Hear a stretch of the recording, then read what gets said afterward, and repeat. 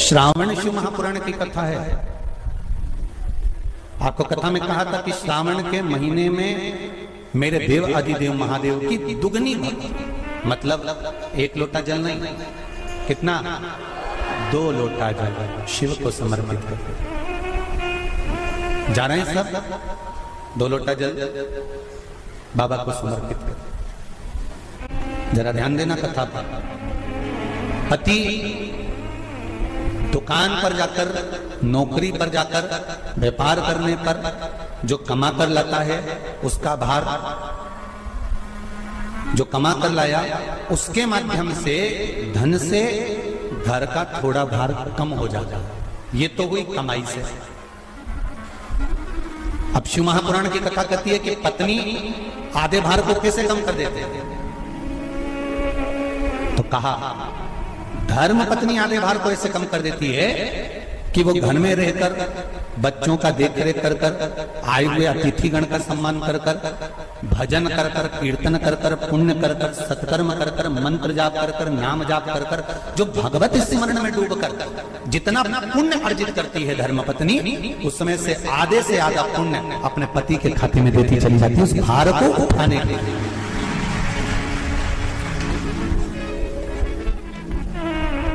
उस भार को उठाने में आधे से आधा भार धर्मपत्नी अपने व्रत, अनुष्ठान, मंत्र, साधना, तप, उपवास आदि के माध्यम से काटती।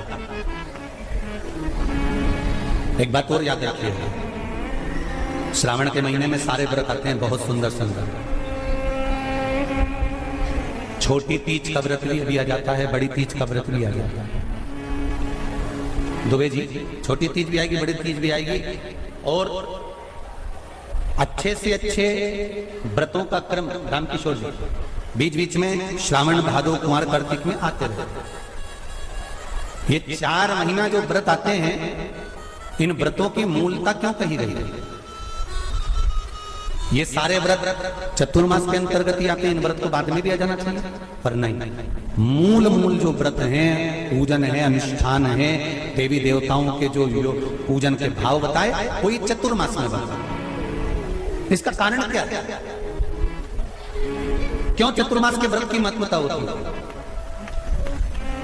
तो कहा इस चातुर्मास के अंतर्गत स्त्री, नारी जो व्रत धारण करती है, हाथों में चूड़ा पहनना, पांव में पायल पहनना, महावुर लगाना, मेहंदी लगाना, ये जितने छोटी तीज, बड़ी तीज और अन्य तीजों आएंगे, त्योहार आएंगे चतुर्मास में, माताएं हरतालिका तीज हुई, छोटी तीज, बड़ी तीज हुई, भादों के कोई व्रत हुए, अनुष्ठान हुए, छठ हुई, पूजन, जो भी माताएं पूजन करेंगे उसके अनुसार वो हाथों में, शरीर पर 16 श्रृंगार धारण करती हैं, बहुत सारे श्रृंगार धारण करती हैं, और श्रृंगार धारण करने के साथ साथ माताएं अखंड सौभाग्य की वस्तुएं भी इन तीज त्योहार पर दान करती हैं।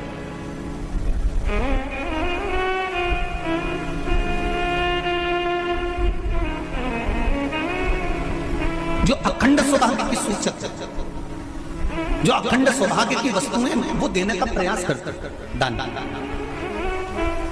क्यों जीजी, एक बात बताओ, जितने भी माताएं कथा सुन रही हैं और जितने फेसबुक यूट्यूब पर सुन रहे हैं और जितने आस्था चैनल पर सुन रहे हैं, श्रावण के महीने की श्रावण शिव महापुराण की कथा सुन रहे हैं, एक बात दिल से बताना, जितनी सौभाग्यवती माताएं होती हैं, ये संक्रांति पर भी 13 चीजें दान करती हैं, 14 चीजें दान करती हैं। बीच में कोई 16 सोमवार का उद्यापन करेंगे तो भी सुहाग की सामग्री देंगे, उद्यापन करेंगे तो भी सुहाग की सामग्री देंगे, कोई कार्य करेंगे तो भी सौभाग्य की सामग्री देंगे। सौभाग्य की सामग्री का दान क्यों किया जाए?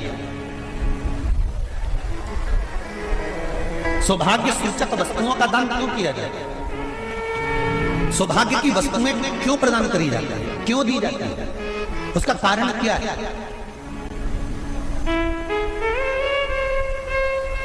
क्यों देते हैं? महाराज, भारत की भूमि की सौभाग्यवती माताओं का एक मन की अभिलाषा रहती है